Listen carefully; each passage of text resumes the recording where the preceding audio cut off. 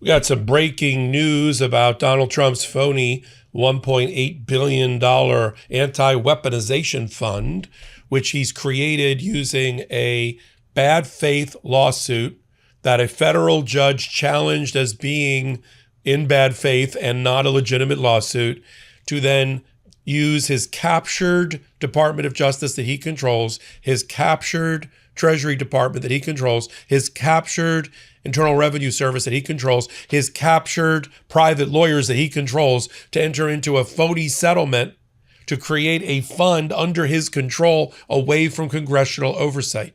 And now we've got, in breaking news, a new hero. We got a resignation of the top Treasury official, Brian Morrissey. He's the General Counsel, or was, of the Treasury Department, handpicked by Donald Trump, had served in the first Trump administration of the Department of Justice, had been a partner in a law firm that I worked for called Sidley Austin out of Chicago, who had clerked for Clarence Thomas. And he apparently has some gravitas, some cojones, because he's quit moments after the settlement was announced. In response to it, in protest to it, the timing suggests yes. I'm Michael Popok. You've got great timing. You're on the MeidasTouch Network and Legal AF. Let's get down and update you about a pot shot taken by Judge Williams as she departs the case. I don't think it went far enough, but certainly was her attempt to lay the groundwork for a future lawsuit. I want to talk about the memo given by Todd Blanche to the Treasury Department to set up the fund, and what I think is really strange about it. And the part where I think Judge Williams is not going to be happy is that they continue to use, here's the first page of the settlement agreement, which they did not have to add the lawsuit. They could have just said it's a settlement, but they had a lawsuit. So they put the style or the caption of the case. I think this is, again, them using the federal court and the imprimatur of the federal process that she should do something about. I'll talk about that in a moment. Let's start from at the resignation. Brian Morrissey, not my politics, but certainly a fine lawyer. Worked in the Department of Justice in the first Trump administration. Clerked for Clarence Thomas on the Supreme Court. Worked at Sidley in Austin.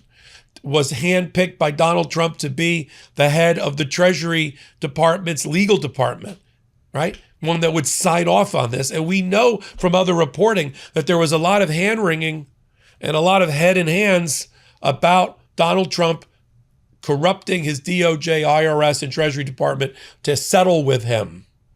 That was the problem that Judge Williams in Miami federal court had. Where are the adversary parties here? You control everything. It's Trump v. Trump. Well, then you can't have a legitimate lawsuit. And if there's not a legitimate lawsuit, get out of my courtroom. She was about to toss the case. She ordered the Trump side to issue and submit briefs about how she even had jurisdiction, how this was a legitimate federal case. Because if this isn't an imminent real lawsuit, if it's just a piece of paper, then what are you settling? Then under the statutes that allow the Department of Justice to settle and compromise, they're inapplicable.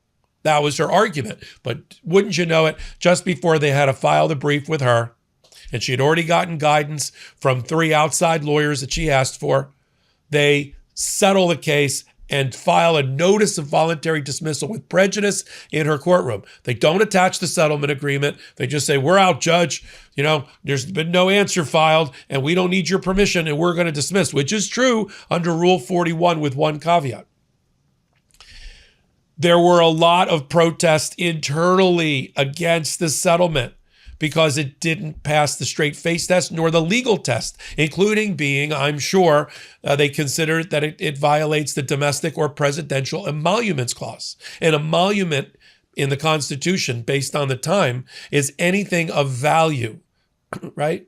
A gift, a bonus, a commission, anything above the president's salary that he gets, economic or non-economic, as from a state or from the United States. In this case, the United States violates the emolument clause. That's what the lawsuit that's coming out of this fact pattern is going to allege. So Brian Morrissey's like, I'm out. I don't want to be associated with that settlement fund for the anti-victim weaponization fund. And then I read the settlement agreement, which we'll post on Legal AF Substack for you to read.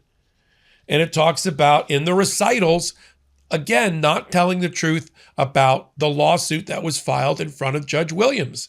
It says there was a civil lawsuit that was filed on January 29th, 2026, that President Trump also submitted. Listen to this. Made up facts nobody ever heard about.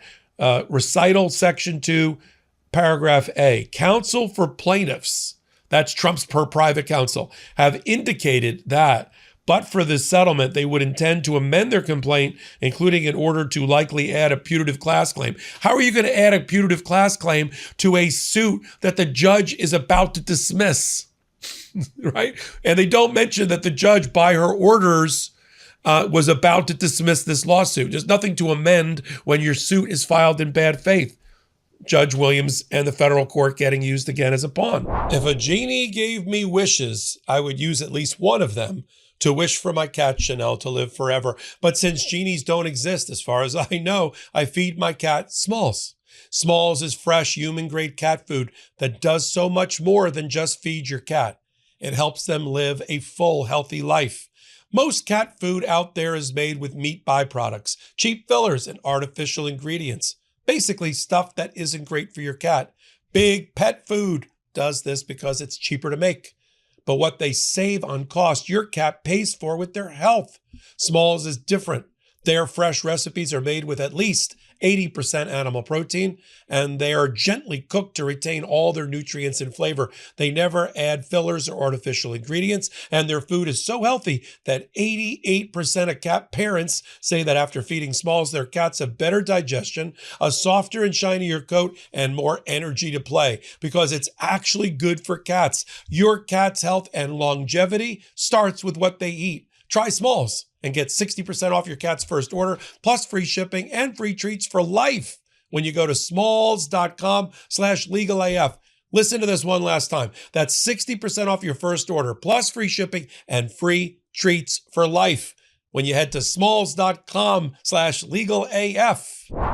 And then it talks about that the case has been closed. But they skipped the part about Judge Williams questioning the legitimacy of the case. And then, of course, we have the order. Let me read to you from, let's switch gears and go to Judge Williams, also in the last 24 hours.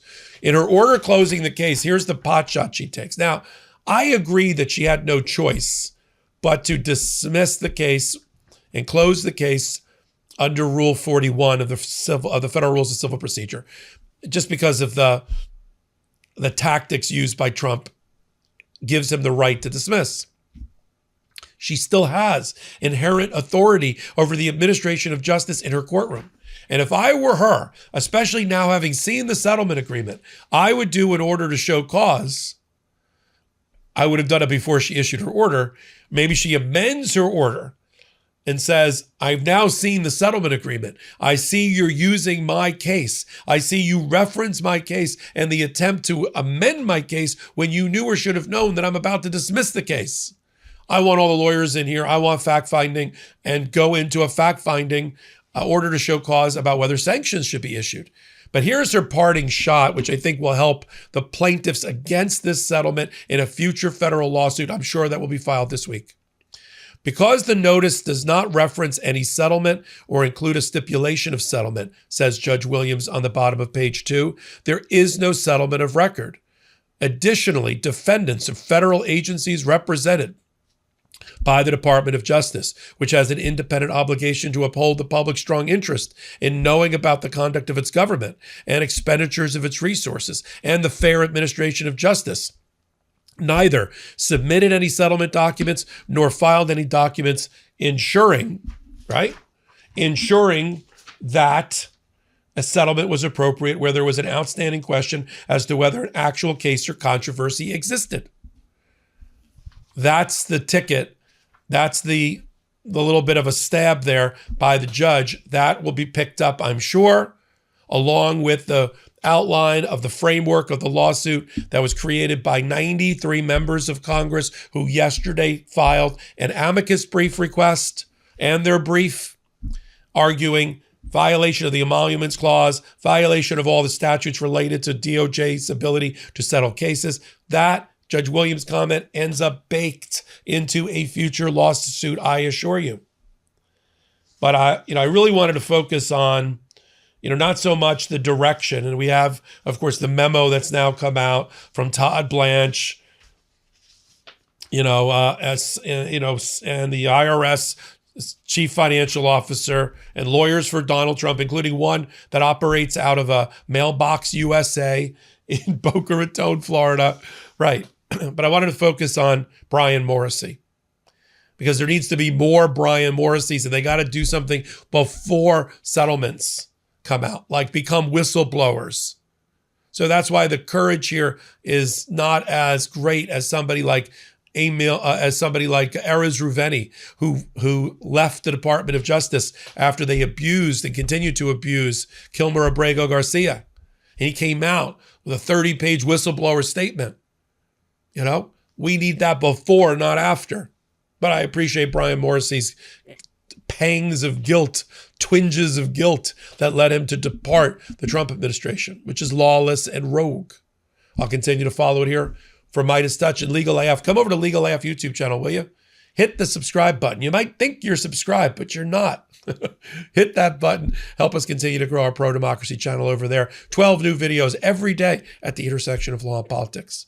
See me tonight on the Intersection podcast, the Webby award-winning Intersection podcast, 8 p.m. Eastern Time. It's live on the MeidasTouch Network. Until my next report, this is Michael. Can't get your fill of Legal AF? Me neither. That's why we formed the Legal AF Substack.